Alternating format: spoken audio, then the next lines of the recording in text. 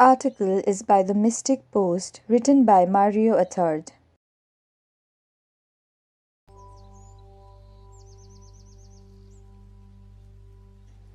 The more the Lord gives me the grace to meditate upon the Johannine verse, greater love has no man than this, that a man lay down his life for his friends. John chapter 15 verse 13.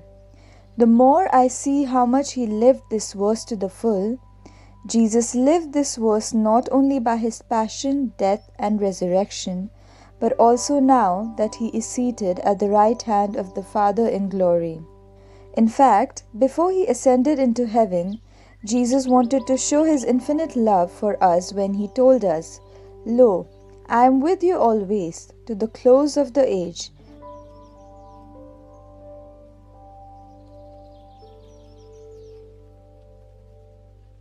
Today, the Divine Mercy Sunday, with his eyes penetrating our little and blurred eyes, Jesus tells us about his divine mercy.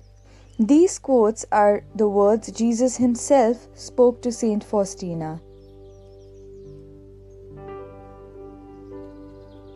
First, tell souls not to place within their own hearts obstacles to my mercy, which so greatly wants to act within them.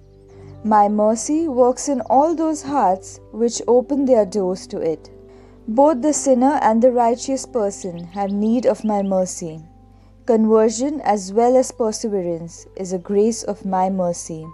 Second, let souls who are striving for perfection particularly adore my mercy, because the abundance of graces which I grant them flows from my mercy. Third, I have opened my heart as a living fountain of mercy. Let all souls draw life from it. Let them approach the sea of mercy with great trust. Sinners will attain justification, and the just will be confirmed in good. Whoever places his heart in my mercy will be filled with my divine peace at the hour of death. Fourth, let the greatest sinners place their trust in my mercy. They have the right before others to trust in the abyss of my mercy. My daughter, write about my mercy towards tormented souls. Souls that make an appeal to my mercy delight me. To such souls I grant even more graces than they ask. I cannot punish even the greatest sinners if he makes an appeal to my compassion. But, on the contrary, I justify him in my unfathomable and inscrutable mercy. Write, before I come as a just judge, I first open wide the door of my mercy. He who refuses to pass through the door of my mercy must pass through the door of my justice. The flames of mercy are burning me. I desire to pour them out upon human souls. Oh, what pain they cause me when they do not want to accept them. Tell my daughter that I am love and mercy itself. When a soul approaches me with trust, I fill it with such an abundance of graces that it cannot obtain within itself, but radiate them to other souls. Seventh, there is no misery that could be a match for my mercy. Neither will misery exhaust it, because as it is being granted it increases. The soul that trusts in my mercy is most fortunate, because I myself take care of it.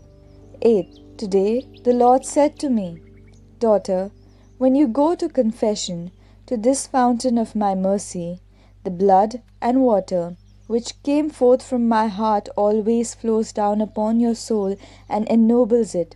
Every time you go to confession, immerse yourself entirely in my mercy, with great trust, so that I may pour the bounty of my grace upon your soul.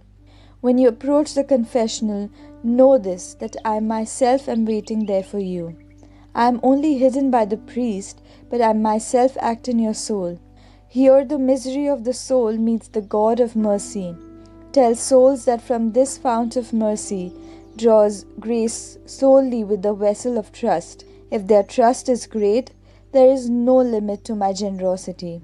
My torrents of grace inundate humble souls. The proud remain always in poverty and misery, because my grace turns away from them to humble souls.